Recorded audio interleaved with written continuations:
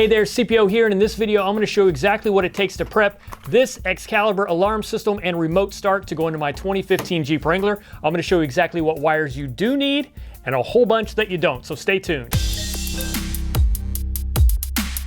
you're not subscribed to my channel, go ahead and do that right now. That way you can keep up with this series as well as any other future videos I might post on this channel. All right, so the first thing we need to do is take a look at the wires that come with this thing out of the box. So this alarm system is designed to fit in any vehicle. So all of these wires are supplied depending on what needs you have. Now, in a normal situation, maybe say 6 months ago, I would have to use many of the wires in these bundles to complete my installation. But ladies and gentlemen, welcome to the future, because we have a T-harness like this from Omega that allows us to remove a lot of these wires and just use this one harness. All right, so let me help you rule out a lot of this that we're not going to need right away. This, gone. This, gone. This, bye-bye. This big guy, yeah, we don't need it. This thing, yeah, get rid of it. That leaves us with this. And we're probably gonna remove most of the wires out of this, and then we'll add that. So let's get to it. So this is a pretty scary bundle of wires and a very detailed instruction guide on where those wires go. By the way, it's also on the back of your system. So this bunch of wires here, we're not gonna use a lot of it. Now I'm gonna hang on to these wires. I may use them to splice and lengthen other wires. This is pretty good wire here, so I may use this later. But what I'm gonna do is help you identify exactly which of these wires we're gonna need for this install. Remember, this is a 2015 Jeep Wrangler. Now there's a couple of ways to handle this. Most installers will generally cut the wires you don't need just to clean things up. And the recommendation would be obviously to cut them and make them all different lengths so that when you tape them together, they're not in a position where they could accidentally short one another out. So if you do choose to cut them different lengths. And the goal of cutting them is to get them out of the way, but also leaving a little bit of wire there that if for some reason you make a mistake or you change your mind or you reconfigure your installation, you can still get back to that. I'm gonna do something similar by removing the wires from this harness and just get them out altogether. And I'm gonna do it in a way that will allow me to reinstall them should I need to. So this isn't necessarily something you have to do. Actually, you don't have to cut the wires at all. You could you know, tie them off, but that's a lot of wires to tie off that you don't need. So I would recommend at least cutting the ones you don't need. And if you want to go so far as to remove them, you can do that as well. Now, there are specific removal tools for this. Most people probably don't have those on hand. There are some how-tos on YouTube about using staples. Simple staples can be used to remove these. I actually have a terminal tool that is a little bit too large for this, but I've figured out how to make it work. Again, if that's too hard, don't worry about it. Just cut them and then tape them off. All right, so what I'm gonna do first is remove all the wires I don't need, and then I'll tell you which wires I left and why. All right, here is the new 18-pin harness with the wires I don't need removed. So I got rid of half of the wires, exactly, actually. It's an 18-pin harness, and I took out 9 wires. You're probably like, CPO, I thought you said there was less wiring than that. Well, hang on. Not all of these, number one, are going to the vehicle.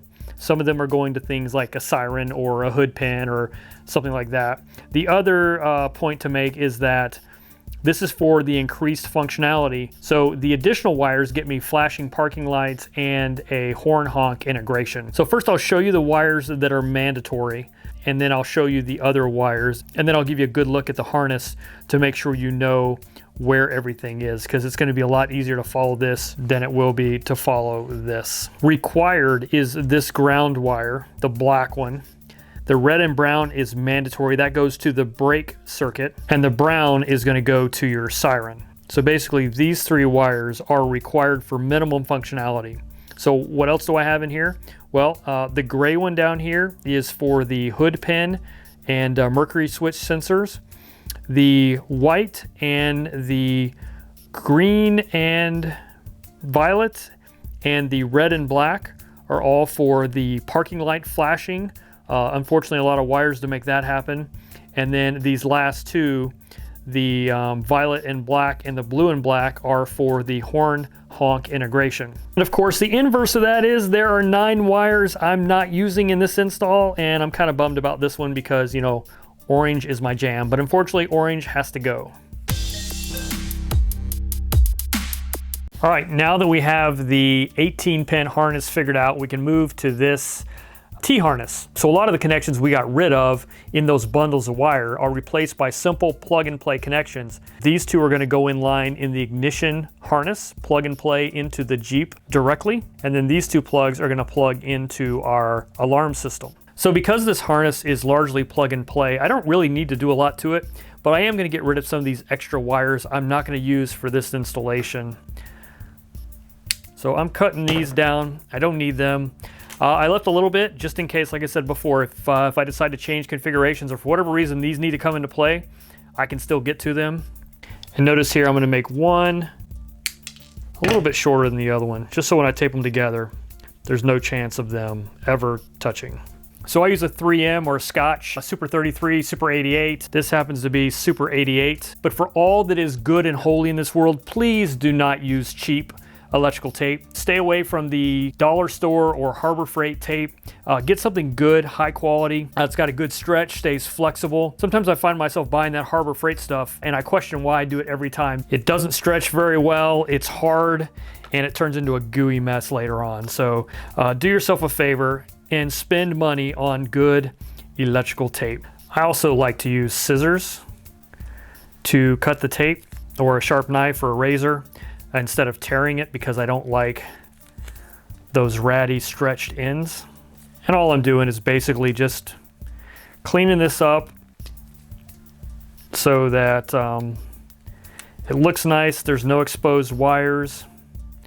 In particular, no no chance of shorting anything out, but mostly just so it looks nice. There we go. So those wires are now hidden. Again, this is going to go into the ignition. And then the only thing I'm going to do down here is I'm going to fold this back and tape that. I could cut this off, but I want to leave that bullet on there because I don't want to hack this thing up too bad. There's really no harm in leaving this stuff, but I just like cleaning that stuff up. All right, there we go. And now I've got these two plugs that are going to go into the Excalibur system, and that's it. The T-harness is ready to go. So now what I'm going to do is show you this Excalibur system sort of all plugged in and set up where everything's going to go. Now I'm going to unplug all that when I take it to the vehicle, but I thought it'd be helpful to do a little bit of benchtop show and tell so you know exactly what we're dealing with once we get inside the Jeep. So you have your blade here. So you just need that. There are some wires down here, but you don't need these wires because we've got that fancy T-harness. So here's another bundle of wires we can get rid of. So this is actually going to go right in here. There's that sliding door.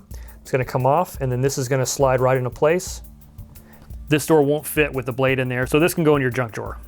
So our 18-pin harness that we prepped up before is going to go right there. Our T-harness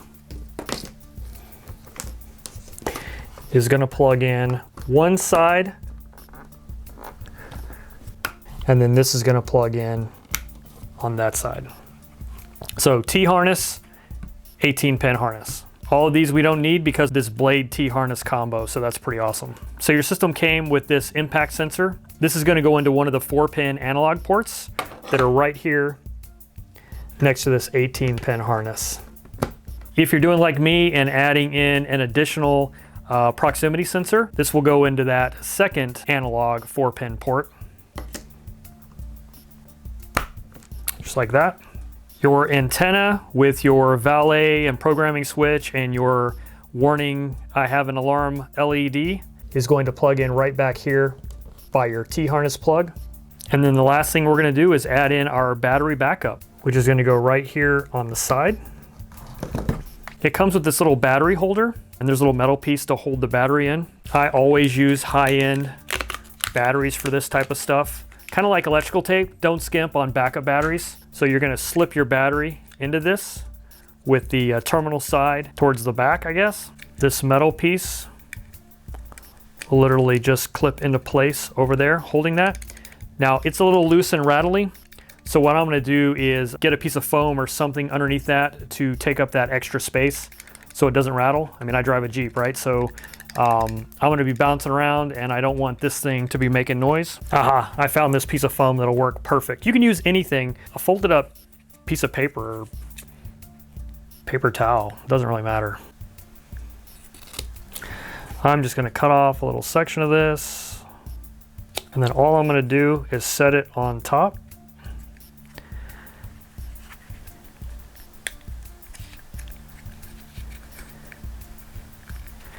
And then reclamp the battery.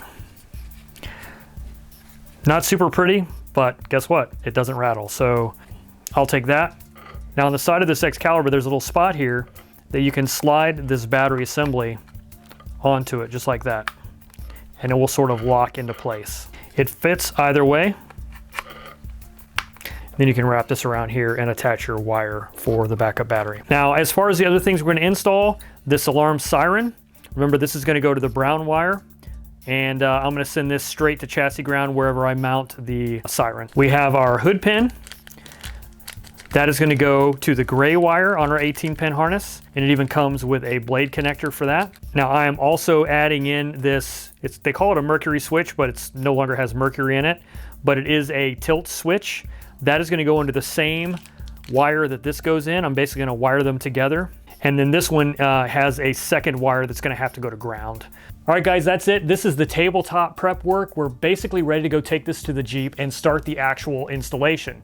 Now, I am gonna be extending some wires. I don't know exactly which ones or how much yet, so I'll save that for when I get out in the Jeep and I can get a good sense of how much length I'm gonna need. When I do that, I'll probably use a lot of these wires I removed from the 18-pin harness, and I'll use just standard waterproof butt connectors to make that connection. But you'll see that in future videos for sure as I dig into the rest of this installation. And congratulations, if you're still watching this video, you'll be the first to know that I'm working a great arrangement with KickYouRide.com, and they're actually putting together an 03djeeps.com package, maybe even a couple of them with options, that will allow you to easily one-stop shop and get this exact setup. And like I said, maybe a couple options in there for those of you who want more functionality or less functionality, but it should make it easy so you don't have to go figure out which harness to buy and which blade to buy and all the other accessories. It'll all be there together, identified. I'll give you the information on that when I get it. That'll probably be in a different video, but I'm hoping that makes it easier for you guys that are looking to do the same thing and don't want to have to go figure out where to find it all. So anyway, thanks for watching, guys. I'll catch you on the next one.